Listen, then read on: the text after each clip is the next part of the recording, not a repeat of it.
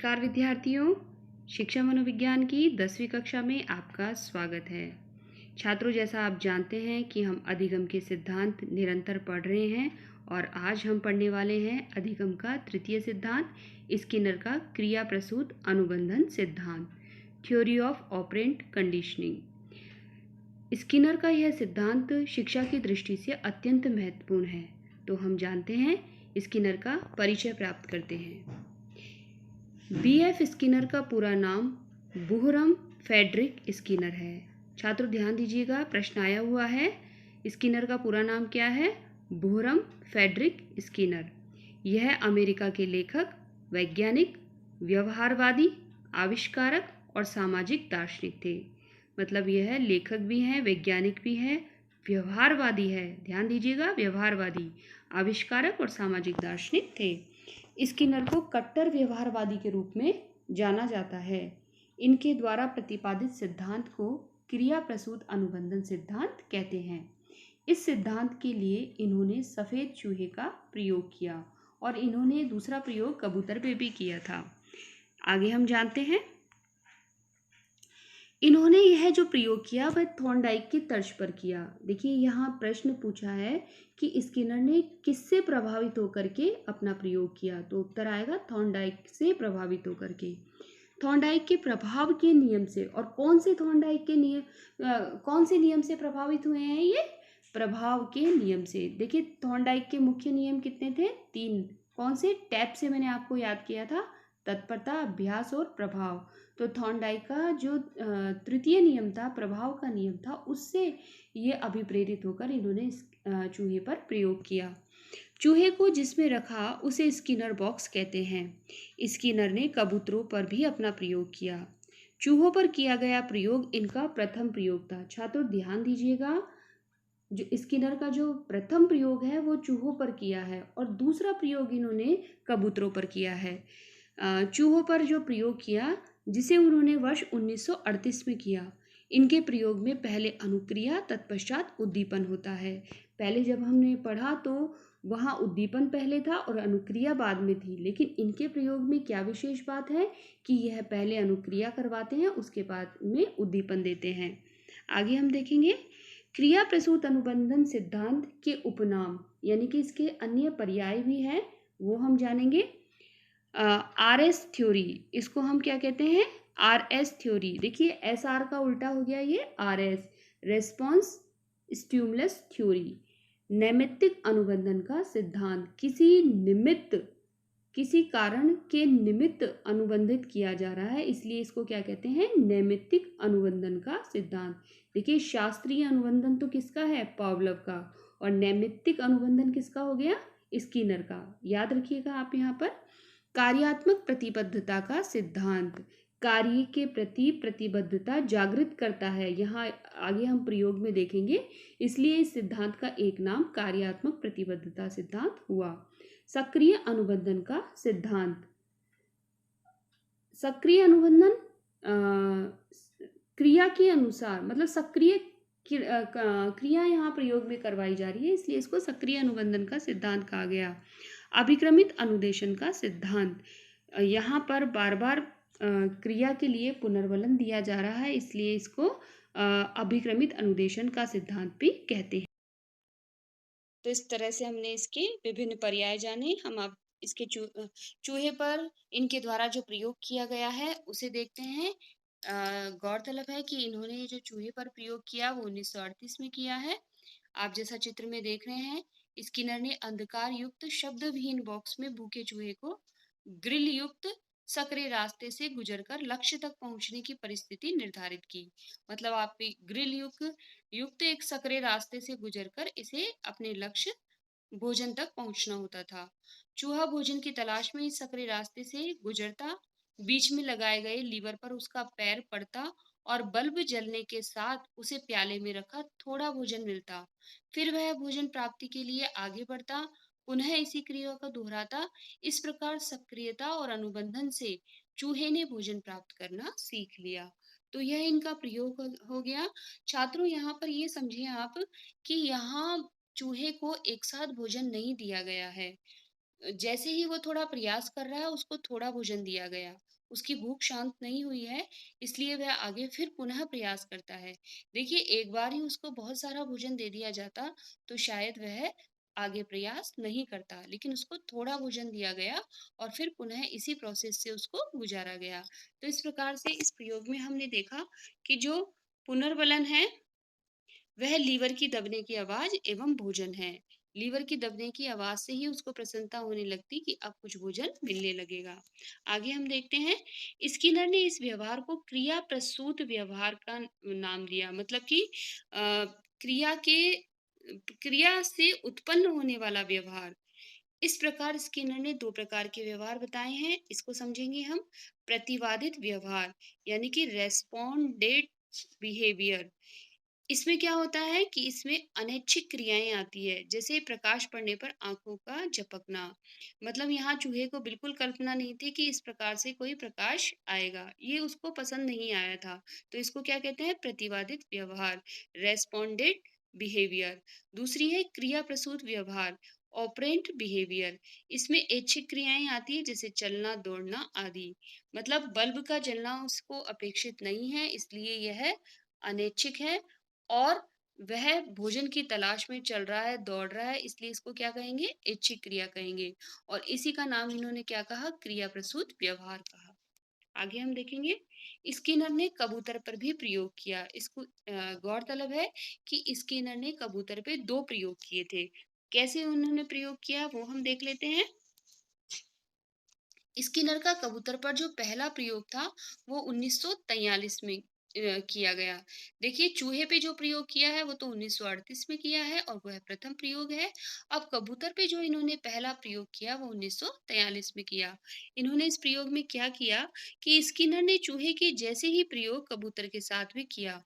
उन्होंने कबूतर को अपने बॉक्स अर्थात स्किनर बॉक्स में बंद कर दिया, जिसमें एक विशेष स्थान पर चोंच मारने पर उसे एक उद्दीपन के रूप में भोजन प्राप्त होता था। पहले कुछ समय तक कबूतर ने इस कार्य को में अधिक समय लिया, परंतु कुछ समय बाद इस कार्य में वह निपुण हो गया, जैसा कि आप देख रहे हैं। और जैसे ही उसे बॉक्स में बंद किया जाता, वैसे ही वह उस विशेष स्थान पर चोट मारकर भोजन प्राप्त कर लेता था। इस प्रकार उसने बॉक्स में चोंच मारने की अनुक्रिया सीख ली। मतलब धीरे धीरे उसको यह आदत डाली गई कि जैसे ही वो चोंच मारेगा उसको भोजन दिया जाएगा। और कबूतर इस तरह से अभ्यस्त हो गया कि अब तो जैसे ही उसको पिंजरे में छोड़ा जाता, वैसे ही वह तुरंत चोंच मार करके भोजन प्राप्त कर लेता। तो इस प्रकार हमने देखा स्किनर ने यह प्रयोग किया। स्किनर ने अपना जो दूसरा प्रयोग है वह 1943 में ही किया।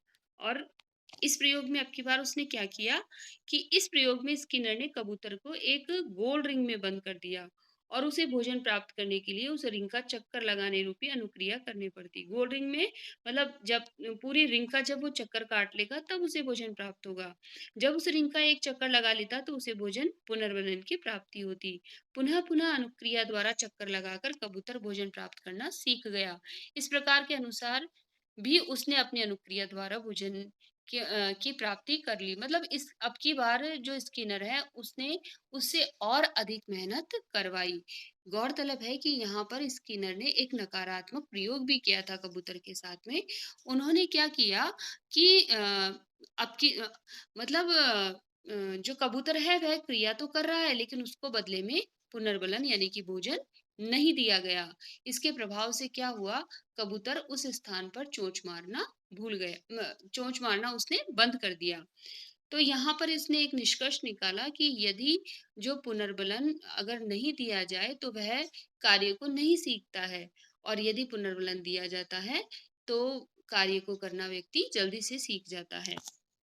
आगे हम देखेंगे, इनके अनुसार पुनर्बलन 4 प्रकार के होते हैं।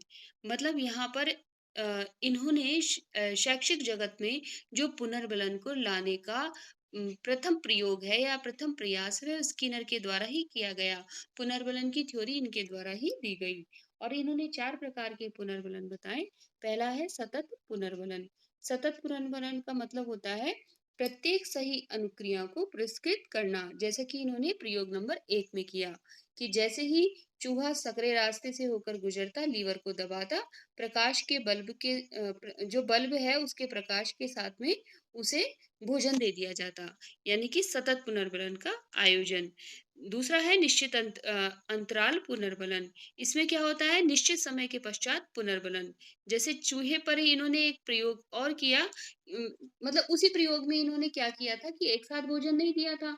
उन्होंने क्या किया, कुछ समय बाद में जैसे ही क्रिया करता चूहा, फिर थोड़ा भोजन उसको और दिया जाता। इस तरह से निश्चित अंतराल के बाद में उसको पुनर्बलन दिया गया। मतलब प्रयोग नंबर 1 में ही सतत पुनर्बलन के दर्शन होते हैं और निश्चित अंतराल के दर्शन भी होते हैं। तीसरा है निश्चित अनुपात पुनर्बलन, यानी कि कितनी ही बार सही अनुक्रिया करने पर पुनर्बलन। अब जो कबूतर के साथ में उन्होंने प्रयोग किया वो इस श्रेणी में आता है कि कबूतर से बार-बार चोंच मारने के बाद में और फिर उसको एक दाना दिया गया। इस तरह से निश्चित अनुपात मतलब एक निश्चित अनुपात में अनुक्रिया करने पर, अनुक्रिया जब बहुत सारा कार्य करने पर उसको एक निश्चित अनुपात में पुनर्बलन या भोजन दिया जाता है। फिर है परिवर्तनशील पुनर्बलन। अब इसमें क्या हुआ, निश्चित अंतराल के बिना कितनी ही बार पुनर्बलन। इसके अंदर उन्होंने क्या किया कि एक प्रयोग इस तरह से भी करवाया कि बहुत बार क्रिया करने पर बहुत सारा भोजन दिया गया और कभी बहुत सारी क्रियाएं करने के बाद में थोड़ा सा भोजन दिया गया। तो इसको नाम दिया इन्होंने परिवर्तनशील पुनर्बलन। स्किनर का मानना है कि क्रिया करते रहना चाहिए तथा क्रिया के तुरंत बाद बालक को पुनर्बलन देना चाहिए, क्योंकि पुनर्बलन करने से क्रिया करने की गति में तीव्रता आ जाती है। मतलब कि जैसे ही बालक अगर सही जवाब दे तो हमें तुरंत कहना चाहिए शाबाश, वेरी गुड, बहुत अच्छा, तुमने बहुत अच्छा प्रयत्न किया। तो इस प्रकार से करने से क्या होता है कि बालक मोटिवेट होता है, उसको प्रेरणा मिलती है और वो उसका पढ़ाई में और भी अधिक मन लगता है। तो क्रिया के अनुसार सकारात्मक या नकारात्मक पुनर्बलन देना चाहिए, क्योंकि देर करने से इसका महत्व समाप्त हो जाता है। नकारात्मक पुनर्बलन का भी इन्होंने एक पक्ष रखा कि यदि बालक उद्दंडी है तो उसको कहीं कहीं हम दंड भी दे सकते हैं। आगे हम देखेंगे, प्रयोग में कुछ तकनीकी शब्द आए हैं, उनका अभिप्राय समझना हमारे लिए अत्यंत आवश्यक है। एक शब्द होता है अनुक्रिया। अनुक्रिया का अर्थ क्या होता है कि ज्ञात उद्दीपक के कारण होने वाली क्रिया। मतलब कि हमें उद्दीपक पता होता है और उसको देख करके हम क्रिया करते हैं। जैसे कि पावलव ने था, उसको भोजन दिखा दिया और उसके बाद में उसकी भोजन को देखने से लार आने लगी, खाना देखने पर लार आना। तो इस प्रवृत्ति को तो हम क्या कहते हैं, अनुक्रिया। अनुक्रिया हमेशा किससे होती है, ज्ञात उद्दीपक के कारण होती है। दूसरा हम देखें सक्रिय अनुक्रिया। देखिए अनुक्रिया और सक्रिय अनुक्रिया में क्या भेद है, बहुत सी प्रतियोगी परीक्षाओं में पूछा गया है और आपको पता होना चाहिए कि सक्रिय अनुक्रिया क्या होती है, ज्ञात उद्दीपक से नहीं होती है। इसमें क्या होता है, कुछ करने पर ही कुछ मिलता है। यानी कि वहां आप ये देख रहे हैं कि चूहे ने मेहनत की तब जाकर उसको थोड़ा भोजन मिला, यानी मेहनत करने पर सफलता। तो आप समझ गए होंगे अनुक्रिया तो क्या होती है, सामने हमें मंजिल दिख रही होती है और फिर प्रयास करने होते हैं। लेकिन सक्रिय अनुक्रिया में क्या होता है, हमें पहले कार्य करना होता है, मंजिल मिलेगी नहीं मिलेगी ये हमको पता नहीं होता है। फिर है सक्रिय अनुबंधन। सक्रिय अनुबंधन का मतलब क्या होता है, सक्रिय व्यवहार पर सुनियोजित पुनर्बलन देना। इसको हम कहते हैं सक्रिय अनुबंधन। मतलब कोई बंदिश वाली यहाँ बात नहीं है, यांत्रिकता की कोई बात नहीं है। यदि आप सही व्यवहार करेंगे तो आपको सही पुनर्बलन भी मिलेगा। इसको हम कहते हैं सक्रिय अनुबंधन। अनुबंधन और सक्रिय अनुबंधन में भी भेद है, ठीक है। जो अनुबंधन है वे कृत्रिम भी हो सकता है, लेकिन सक्रिय अनुबंधन क्या है, सक्रिय व्यवहार पर सुनियोजित पुनर्बलन। अब हम देखते हैं कि पुनर्बलन के दो प्रकार होते हैं, एक तो सकारात्मक पुनर्बलन और दूसरा नकारात्मक पुनर्बलन। तो सकारात्मक पुनर्बलन का उदाहरण क्या है, पुरस्कार, प्रशंसा। जो बच्चे की हम प्रशंसा करते हैं, पुरस्कार करते हैं, उसको प्रोत्साहन युक्त जो वचन कहते हैं वो सकारात्मक पुनर्बलन में आते हैं। और दूसरा है नकारात्मक पुनर्बलन। वो क्या होता है, दंड देना, आलोचना करना, डांटना, पीटना, ये सब चीजें क्या है, नकारात्मक पुनर्बलन। आगे हम देखेंगे, अब क्रिया प्रसूत अनुबंधन सिद्धांत का शिक्षण में उपयोग क्या है। बहुत अच्छा सिद्धांत है, पुनर्बलन की थ्योरी को प्रदर्शित करने वाला सिद्धांत है। अब हम देखें कि शैक्षिक जगत में इस सिद्धांत से प्रेरित होकर हम किस तरह से सुधार कर सकते हैं, वो हम यहाँ देखेंगे। यह सिद्धांत बताता है कि बालक में भी अच्छे व्यवहार को उत्पन्न करना है, तो उसमें पुनर्बलन देने की आवश्यकता पर जोर देना चाहिए। जैसा कि हम बार-बार कह रहे हैं कि सकारात्मक और अच्छा व्यवहार तभी हो सकता है, जब उसको उचित अच्छा पुनर्बलन दिया जाए। यह सिद्धांत बालकों की आवश्यकता पर जोर देने को कहता है, जितनी आवश्यकता हो उतना दो। ऐसा नहीं है जैसा कि कबूतर के साथ इन्होंने किया, परिवर्तनशील पुनर्बलन दिया कि बहुत ज्यादा भी नहीं तो बहुत कम भी नहीं। यह सिद्धांत शिक्षण में अभिप्रेरणा के महत्व को स्पष्ट करता है। पुनर्बलन से होता क्या है, प्रेरणा मिलती है, बालक प्रेरित होता है। इसलिए यह सिद्धांत शिक्षण में अभिप्रेरणा को महत्व देता है। गणित में पहाड़े तथा भाषा में वर्तनी, विलोम शब्द, मुहावरे आदि याद कराते सिद्धांत का प्रयोग किया जा सकता है। देखिए, गणित पढ़ने में अत्यंत कठिन लगती है, गणित से सबको डर लगता है, लेकिन यदि इस सिद्धांत के अनुसार अगर हम निरंतर पुनर्बलन देते रहेंगे, उचित मात्रा में देते रहेंगे, तो बालक आगे से आगे बढ़ता रहेगा। इसी तरह से वो यदि गलतियां करता है, बार बार समझाने पर भी उसको नहीं आ रहा है, तो थोड़ा नकारात्मक पुनर्बलन भी दे सकते हैं।